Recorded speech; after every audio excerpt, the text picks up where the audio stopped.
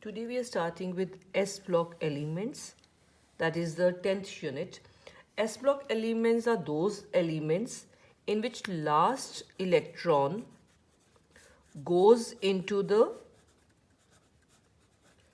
S orbital and that S orbital is of the last shell. So when we are writing electronic configuration and that last electron is going into S orbital and that is of the last shell, that means that element belongs to S block. And in S block there are two groups, group 1 and group 2. In group 1 the elements are lithium, sodium, potassium, rubidium, cesium and last element francium, which is radioactive in nature. And group 2 includes beryllium, magnesium, calcium, strontium, barium and radium. Radium is also radioactive in nature. Another thing is group 1 elements are known as alkali metals. Collectively, all these are known as alkali metals, and these collectively are known as alkaline earth metals. Now, why these are collectively known as alkali metals? Because oxides of all these are strongly alkaline in nature. That is why these are called alkali metals. And group 2 are collectively called alkaline earth metals because their oxides are also alkaline in nature and they are found in earth crust. That is why these are known as alkaline earth metals.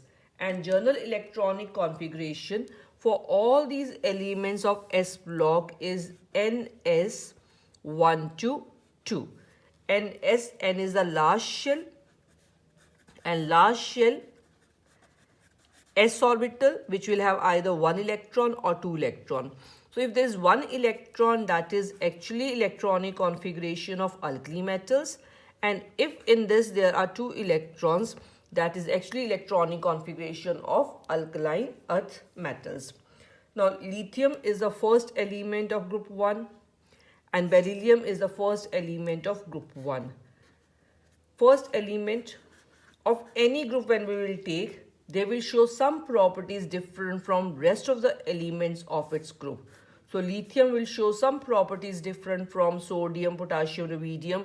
Similarly, beryllium shows some properties different from these elements of its group. And this is known as anomalous behavior of first element. Anomalous behavior of first element. We will study the reason for this thing, why the first element will have properties different from rest of the elements of its group and which properties are different, so that we'll do in detail afterwards. And lithium shows properties similar to the next group. After this, the next group is the alkaline earth metal, where the second element is magnesium. It shows properties similar to that of magnesium. Similarly, here we have the boron and here aluminium. Beryllium shows properties similar to that of aluminium, and this is known as diagonal relationship. This is called diagonal relationship, and reason for this thing is why the properties are similar of these diagonal elements, because approximately their sizes are similar, and those elements which will have same sizes, their properties will be similar only and their sizes are similar, because when we go this side in period, size decreases, and when we go down, size increases. So whatever decrease will be here, same amount of increase will be here. So that is why approximately these elements, they have their sizes similar. That is why they match in their properties. So this is about introduction of this chapter. Now we will study group 1 and group 2 then after this in detail. So first I am taking group 1 elements.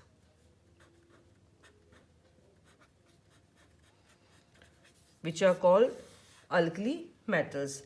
First thing is electronic configuration of these elements.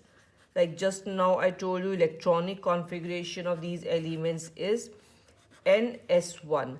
That is, all alkali metals have one electron in their last shell.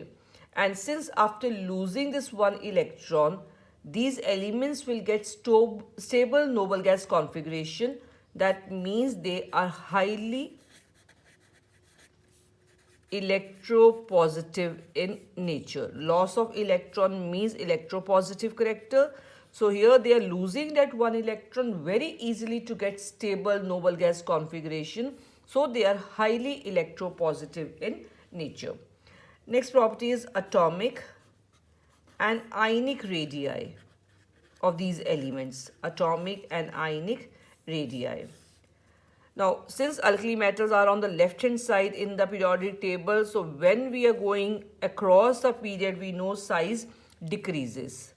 That means the biggest size, the largest size of which element, that is of alkali metals in the periodic table, in their period, the largest size of which element, that is of alkali metals. And down the group we know size increases. Size is always increases down a group. So when we go from lithium to sodium to potassium to rubidium, every time a new shell will be added up. That is why down a group size will increase. So this is same we will have for ionic radii.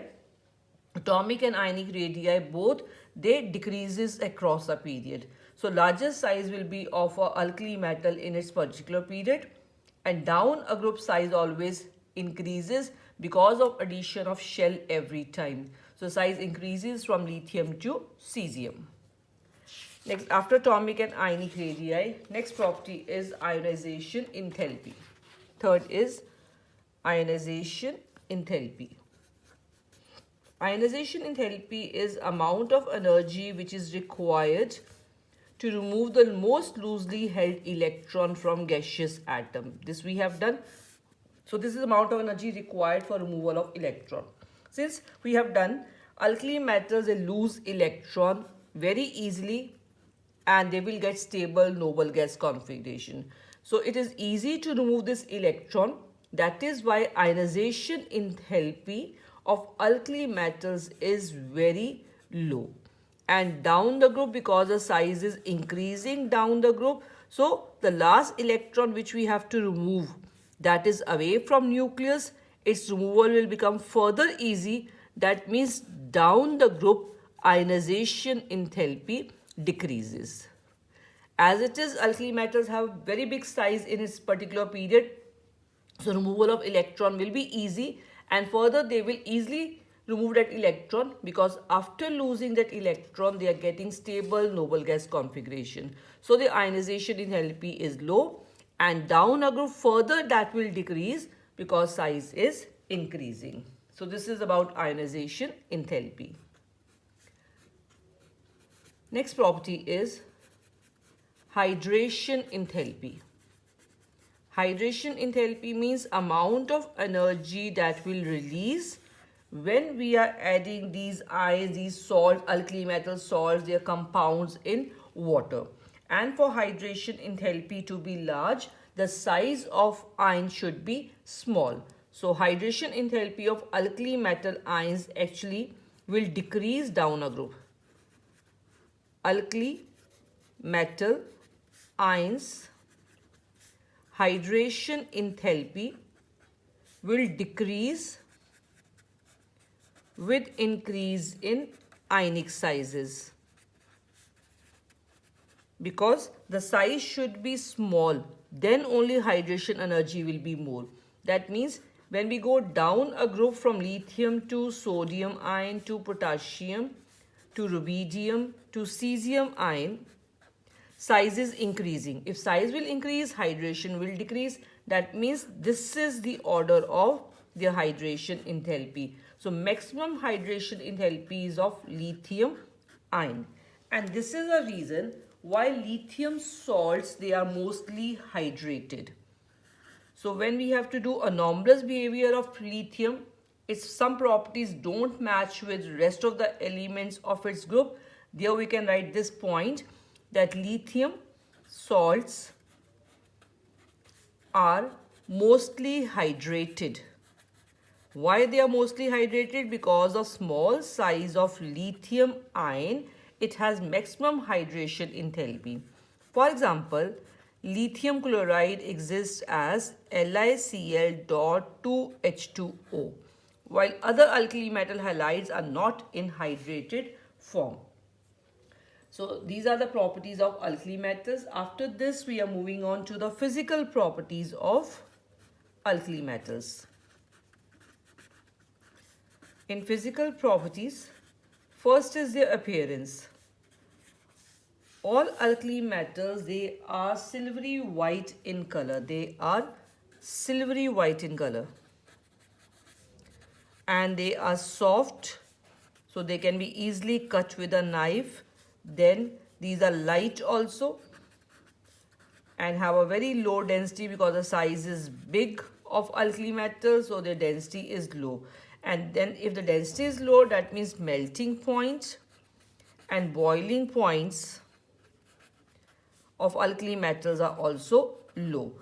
The reason for this thing, why the melting and boiling points of alkali metals are low, for this we write because they have only one electron in their last shell. Last shell electrons are involved in bonding. Since there is only one valence electron, so only one electron will form a bond. That means metallic bonding. In these metals, the metallic bonding is weak. This is the reason why their melting point and boiling points, they are low. After this, next very important property of alkali metals is they show flame coloration. Very important property. Alkali metals and their salts, they give characteristic color in the flame. And these colors we have to learn. Like if we take lithium, sodium, potassium, rubidium and cesium metals or their salts, when we will take, which colors they will show in the flame test. This shows crimson red color. Sodium shows yellow color. Potassium violet. This one rubidium shows red violet color. And in case of cesium, it is blue color.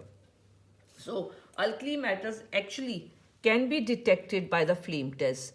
If a salt is given to us of alkali metal and we want to tell this salt is of which alkali metal, what we'll do with that salt, we do the flame test of that salt. And from the color, we can make out this is which alkali metal. And how we do this flame test? In the lab, normally this test is done by taking a salt in a watch glass. And in that, we just add 1 or 2 drops of concentrated HCl. We make a paste of this salt in concentrated HCl, a thick paste. And then platinum wire is taken. That platinum wire will make a loop of that platinum wire, and that platinum wire is dipped in that salt. So that paste will come in the loop and we introduce that loop in the Bunsen burner. So when we put it in a flame in that Bunsen burner, what will happen? From that salt, some color will come, a flame will come. And the color of that flame will tell us this is which alkali metal. So this is because the heat from the flame, when we are heating that salt, what will happen? Heat from the flame, with that the outermost shell electron of the last shell. This is, for example, alkali metal or its salt. When we are heating this salt in a flame, the electrons from this outermost shell, they will jump and they will go to high energy level. But high energy levels, we know they are unstable. So electron has to come back to its ground state. So when electron is excited, electron will jump back to come back to its ground state. It is emitting out radiation. And that emitted radiation will fall in the visible region. And these colors are given out by these alkali metals. So from that color, we can find out this is which alkali metal. So this is about the physical properties of alkali metals. Now moving on to chemical properties. of alkali metals. The first chemical property of alkali metal is reactivity towards air. So we know that these metals, they burn in air vigorously. We cannot keep these metals outside in open air because they burn on their own when we are keeping them outside. So they are vigorously burning and they will form oxides, because mostly these metals, they react with oxygen of air. Lithium reacts with nitrogen also, but otherwise they are all reacting with the oxygen and they form oxides. But now in the oxides further, lithium forms monoxide. Sodium, mainly they form monoxide. Sodium mainly forms peroxide. And other alkali metals, that is potassium, rubidium, cesium, they mainly form superoxide. It's not only monoxide, peroxide and superoxides are also there. Now reactions we have to do of these: lithium monoxide reaction, lithium plus oxygen, sodium plus oxygen, and for these I'm writing journal symbol M I'm writing, and M can be potassium, rubidium, or this can be cesium. So any of these alkali metals. So when they are reacting with oxygen, in case of lithium, lithium oxide, that is O2 minus Li2O, balancing of equation. Then peroxide is on O2 there is -1 charge. And in this case MO2, on this O2, complete O2, this is +1. So complete O2 here, in case of superoxide is -1, this is -2 here, and this one is -2 on one oxygen atom. On one oxygen atom, -2 charge. In case of this thing, on complete O2 there is -2 charge, and on the complete O2 there is -1 charge. So this is oxide, peroxide and superoxides. Now reason for this thing, why down the group they are changing from monoxide to peroxide to superoxide. Reason is big size cation. Down the group the cation size is increasing.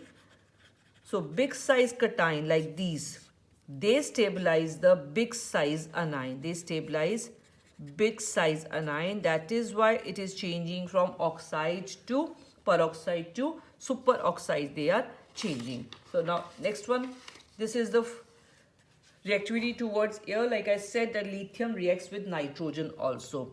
All are reacting with oxygen, but lithium reacts with nitrogen also.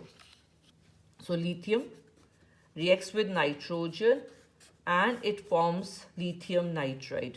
So in anomalous behavior of lithium, we can add this point also, that this is only alkali metal which reacts with nitrogen and it forms nitride. And high reactivity of alkali metals with air and water, because of that normally they are kept in kerosene oil. So we can write this in a note, because they are highly reactive, that is why we are storing all these alkali metals actually in kerosene oil. This is the first property. Now moving on to the second chemical property, reactivity towards water. Reactivity towards water. Now alkali metals, they react with water also, and what they form hydroxides with evolution of hydrogen. So reaction here is alkali metals reacting with water, formation of alkali metal hydroxide plus hydrogen. This M can be any alkali metal. Now question here is lithium with water. That reaction is less vigorous than sodium. Why reaction of lithium with water is less vigorous than sodium? Because lithium size is small. And size is small, that means its hydration energy is very high hydration energy. So it dissolves in water easily. So reaction of water, lithium with the water is less vigorous than sodium. Next is reactivity towards hydrogen.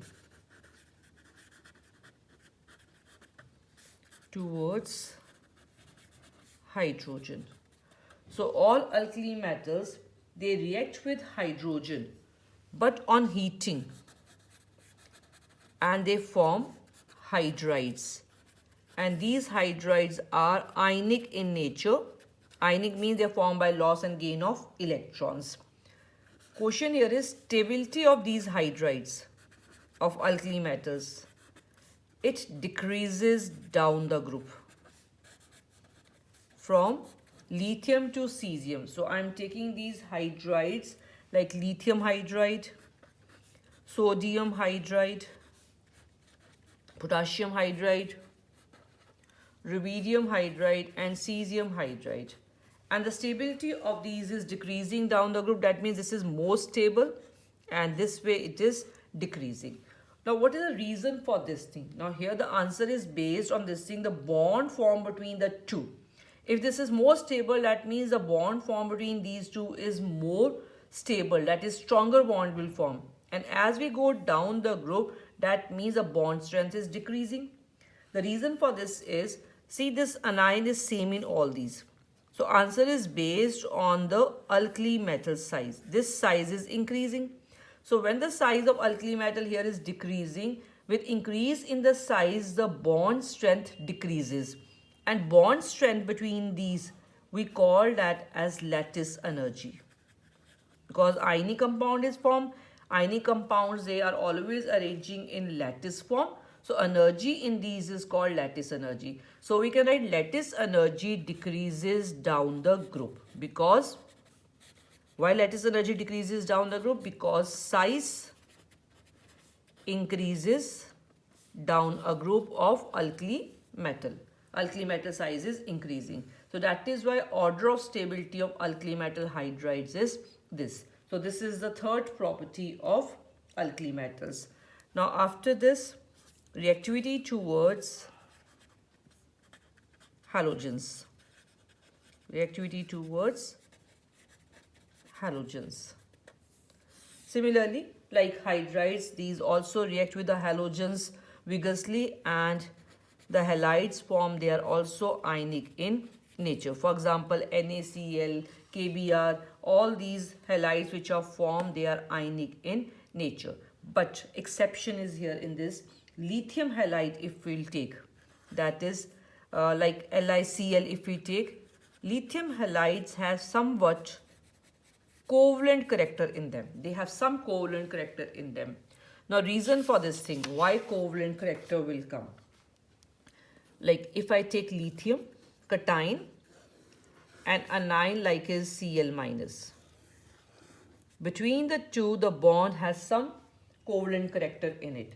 This is based on polarization capability of lithium ion. More is the polarization caused by lithium ion, more will be covalent character. Now what is this polarization? Polarization means this cation will distort the electron cloud of this anion. So when this cation approaches this anion, the electron cloud of this anion gets distorted. That is called polarization.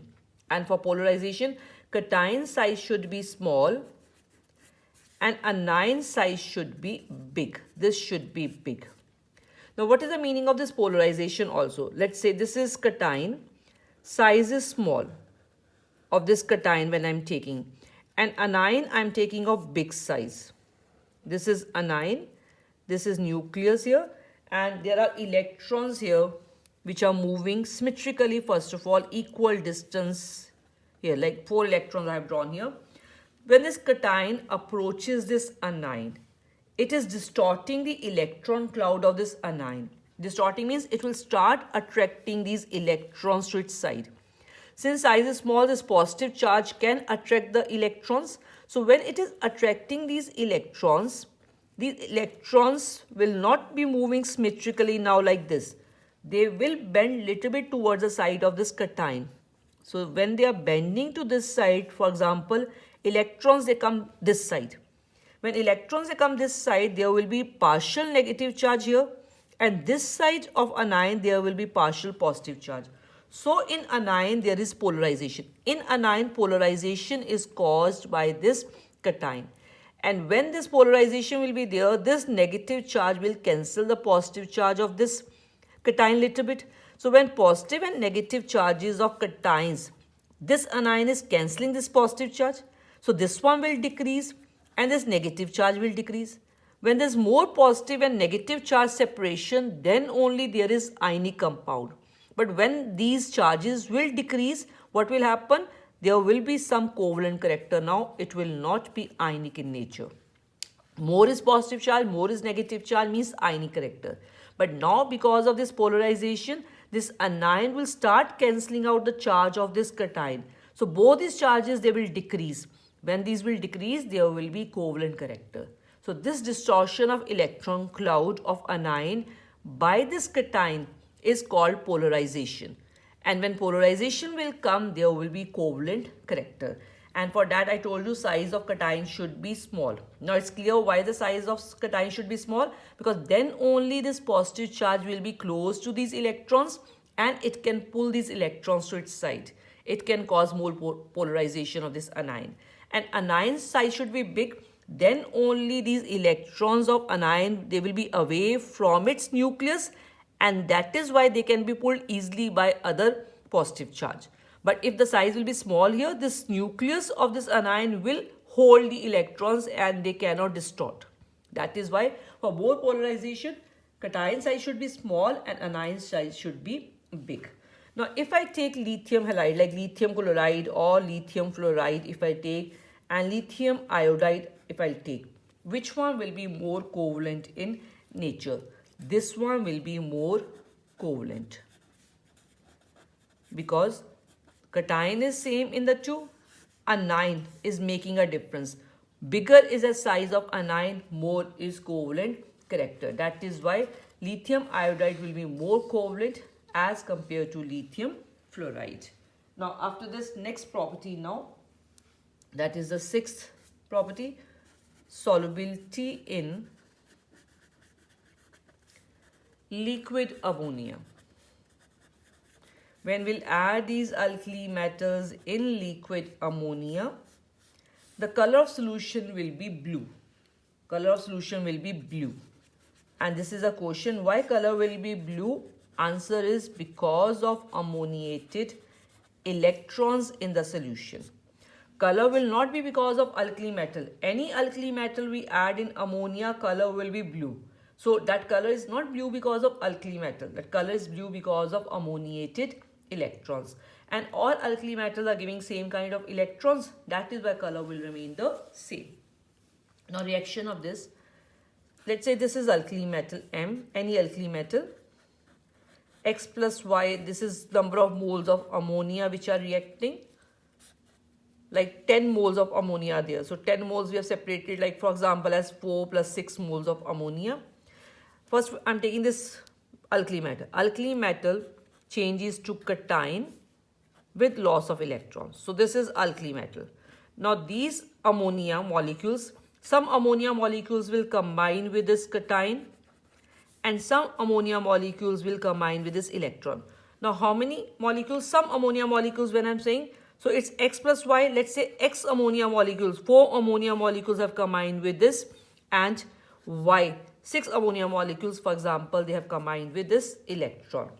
Now, when ordinary light falls on these ammoniated electrons, they will jump, they will get excited and they will go to higher energy level. And for jumping to this high energy level from ordinary light which was falling on these electrons, they have absorbed from this red light. Which light is absorbed by them? Red light. So that is why transmitted light, when they are jumping back, transmitted light will be a corresponding color of red, and that is blue. So that is why blue color will be shown by this when alkali metals are dissolved in liquid ammonia. So this is about this property, that is solubility in liquid ammonia. Next property is Photoelectric effect. This we have done in structure of atom. Photoelectric effect means when the photon, when the light, white light falls on alkali metals, there is ejection of electrons from their surface. That is called photoelectric effect.